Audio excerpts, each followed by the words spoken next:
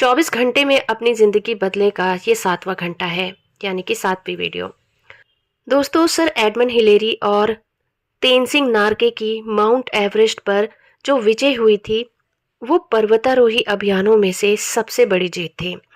जब वो खतरनाक शिखर से उतर रहे थे, तो अचानक हिलेरी का पैर फिसल गया। तेनजिंग ने फौरन अपनी कुल्हाड़ी बर्फ में गड़ा दी, रस्सी कसकर पकड़ ली और दोनों को गिरने से बचा लिया। जब अखबार वालों ने इंटरव्यू लिया, तो तेनजिंग नार्गे ने हिलेरी की जान बचाने के लिए किसी तरह का श्रेय नहीं लिया था, यानी कि क्रेडिट नहीं लिया था। उन्होंने तो बस यही कहा कि ये उनके काम का हिस्सा था। फिर उन्होंने आगे कहा, पर्वतारोही हमेशा एक दूसरे की मदद करते हैं। इसी तरह से दोस्तों, जीवन में पर्वत पर चढ़ने का समय हर दिन हम अपने खुद के माउंट एवरेस्ट का सामना करते हैं। हमारी प्रगति उन लोगों की मदद से काफी ज्यादा हो सकती है जिन्हें हम यात्रा में अपने साथ रखने का चुनाव करते हैं। तो इस वीडियो में हम आपसे अपनी टीम को गौर से देखने के लिए आग्रह करेंगे, यानी कि इस वक्त आपके कौन से साथी हैं, आप उन पर नजर डालिए। आप इस महान अभियान में किन लोगों की मदद ले रहे हैं? वे आपकी प्रगति पर किस तरह का असर डाल रहे हैं? क्या वो आपके आगे की तरफ बड़े कदम उठाने के लिए प्रोत्साहित कर रहे हैं, या फिर वो लगातार आपको नीचे घसीट रहे हैं? कई लोग खुद को संबंध के बजाय जाल से घिरा पाते हैं। वो दुखद सच्चाई होती है कि बहुत से हमारे रिलेशन जो होते हैं, पॉजिटिवनेस के दामन से घिरे होते हैं। दोस्तों, एक बुक है in and out of the garbage pail में 2 तरह के लोगों का जिक्र किया गया है। एक तो है टी, जो कि टॉक्सिक होते हैं, और दूसरे हैं एन, यानी कि नर्चरिंग। अपने दोस्तों का चुनाव करते हुए हमें दोनों कैटेगरी के लोगों को ध्यान से देखना चाहिए। टॉक्सिक यानी कि जहरीले लोग आपकी एनर्जी चूस लेंगे, वो आपको थका हारा बना देंगे। दूसरी तरफ जो नर्चरिंग, जो पोषक लोग होते हैं, वो हमारे समर्थन में हमेशा रहते हैं, विश्वास करते हैं और हमारा विकास भी बढ़ाते हैं और हमें जीवन में आगे बढ़ने में भी मदद करते हैं। इसलिए खुद से ये सवाल पूछें, मेरे जीवन में 5 सबसे प्रभावशाली लोग कौन हैं? फिर हर व्यक्ति के बारे में सोचते समय अपने कल्याण में उनके योगदान का वास्तविक मूल्यांकन करें। अगर आपकी सूची के 5 में से 4 लोग सकारात्मक, उत्साही और उत्साहवर्धक हैं, तो आप बहुत सौभाग्यशाली हैं। अगर मामला उल्टा हो, तो आप संकट में हैं और आपको तत्काल कदम उठाना चाहिए। कोई भी अच्छा कार मैकेनिक बता देगा कि आपका इंजन तभी बेहतरीन काम करेगा जब हर स्पार्क प्लग, पिस्टन और वॉल्व अच्छी कंडीशन में हो। सिर्फ एक दोषपूर्ण हिस्सा तबाही फैला सकता है, और यही आपके साथ चलने वाले लोगों के साथ भी होता है। आप पूछ सकते हैं, मुझे उस व्यक्ति के बारे में क्या करना चाहिए जो लगातार बताता है कि मैं क्यों असफल हो जाऊंगा, या जो मेरे हर निर्णय की आलोचना करता है। हो सकता है वो व्यक्ति आपके बहुत करीब हो, जैसे परिवार का कोई सदस्य या फिर कोई मित्र। टॉक्सिक लोगों से निपटने के लिए कूटनीति और व्यवहार कुशलता का इस्तेमाल करना बहुत जरूरी है। आपको जल्दबाजी में ऐसे लोगों से एकदम दूर होने का निर्णय नहीं लेना चाहिए जिसके बारे में आपको एहसास हो जाए कि वे आपके फ्यूचर की राह में बाधा है। किसी से सहमत होने का इंतजार ना करें। अगर वो कहते हैं कि वे आपसे सहमत हैं, तो आपको समझ लेना चाहिए कि शायद उनका ये मतलब नहीं है। बेहतर यही होगा कि आप उनके कामों पर अच्छी तरह से गौर करें और उनके अनुसार ही रिएक्शन दें। लोगों को उस रूप में देखें जैसे वो सचमुच हैं। उनकी पावर्स और कमजोरियों दोनों पर गौर करें। उनके पॉजिटिव कामों को एक्सेप्ट करें, और अगर कोई उनका काम ऐसा है जो आपके रास्ते में बाधा बनता है, तो उस पर भी पूरी नजर रखें। फॉर एग्जाम्पल, ये देखिए कि जब 5 लोग आपसे कहें कि कोई काम नहीं किया जा सकता, तो खुद से कहें, मैं सही राह पर हूँ। हो सकता है कि उनकी सलाह ना मानने पर वे आपसे नाराज हो जाएं, लेकिन आपके जीतने पर यही लोग कहेंगे, मैं पहले से ही जानता था कि तुम ये काम कर लोगे। अगर वे 5 लोग आपके करीबी दोस्त हों, तो आपको अपनी टीम में से 2 नए लोगों को जोड़ने की जरूरत है। शायद आप पहले से ही जानते हैं कि वे नए लोग कौन हैं, जिनका जीवन के बारे में खुशनुमा, आशावादी नजरिया है और जो व्यक्तिगत विकास और सफलता की राह पर चल रहे हैं। उनके साथ ज्यादा से ज्यादा वक्त बिताने के उपाय खोजें।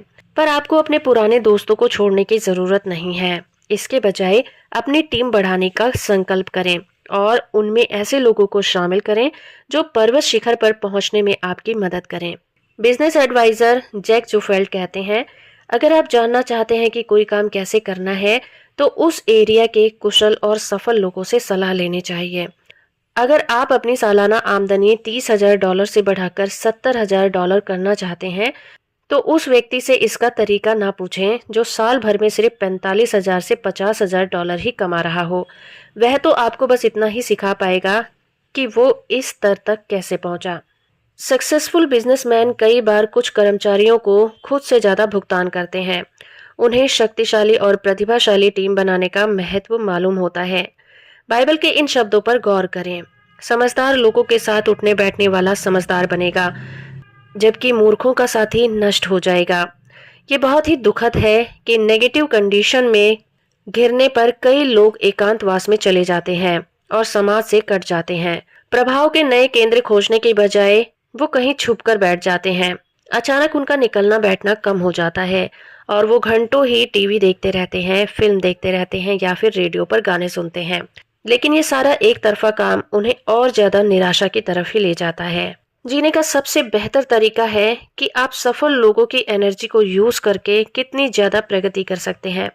इस तरह का परिवर्तन कैसे किया जा सकता है, ये उतना ही आसान है जितना ये कहना, अगले हफ्ते में एक बार भी लंच अकेले नहीं करूंगा। हर दिन मैं लंच पर किसी ऐसे व्यक्ति के साथ अपॉइंटमेंट तय करूंगा जिसे मुझसे बेहतर जानना चाहिए। फोन उठाएं और अपॉइंटमेंट तय कर लें। अकेले कोशिश करने से शायद ही कभी सफलता मिलती है। बिजनेस की दुनिया में ये बार बार साबित हुआ है कि कंपनी को आगे बढ़ाने वाले सबसे सशक्त निर्णय जिद्दी और निरंकुश प्रेसिडेंट के नहीं होते। वे निर्णय तो समाधान खोजने के लिए कर्मचारी और मैनेजमेंट दोनों मिलकर लेते हैं। अपने नाम की कार रेंटल कंपनी के संस्थापक वॉरेन एविस ने अपनी एक अवधारणा की शक्ति पर प्रकाश डाला, जिसे साझी सहभागिता कहा जाता है। उन्होंने अपनी book the art of sharing में बताया कि वो कैसे काम करती है। किसी समूह के सदस्य खास समस्याओं के संदर्भ में जानकारियों का आदान प्रदान करते हैं और समाधान सुझाते हैं। किसी सुझाव पर यह नहीं लिखा होता कि वो किसका है।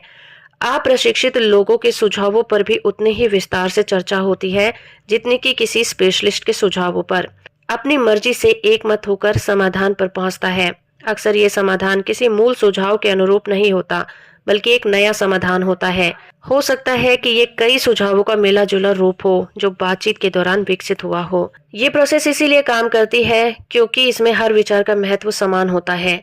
हर विचार बिना नाम का होता है और उसे जोर से पढ़ा जाता है। किसी विचार को सिर्फ इसलिए स्वीकार करने की मजबूरी नहीं होती कि ये सीईओ ने दी है। जब आगे बढ़ने का डिसीजन ले लिया जाता है तो सफलता की संभावनाएं अविश्वसनीय रूप से बढ़ जाती हैं, क्योंकि इसके पीछे पूरे समूह की शक्ति होती है। जब स्टूडेंट की टीम मिलकर किसी समस्या पर काम करते हैं तो सीखने की गति असाधारण होती है और हर व्यक्ति जीत सकता है। कुछ स्टूडेंट तथ्यों का योगदान देते हैं, कुछ तर्क पर, बाकी क्रिएटिव फील्ड में अपना योगदान देते हैं। कुछ लोग ग्राफिक्स और मौखिक प्रस्तुतियों के माध्यम से परिणामों को प्रस्तुत करने में उत्कृष्ट होते हैं। टीम की नीति कारगर होती है। जब आप दूसरे लोगों के साथ अपनी पावर्स जोड़ देते हैं तो कुछ असाधारण हो जाता है।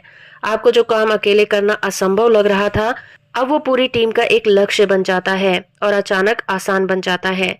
प्रोत्साहन में गजब की शक्ति होती है।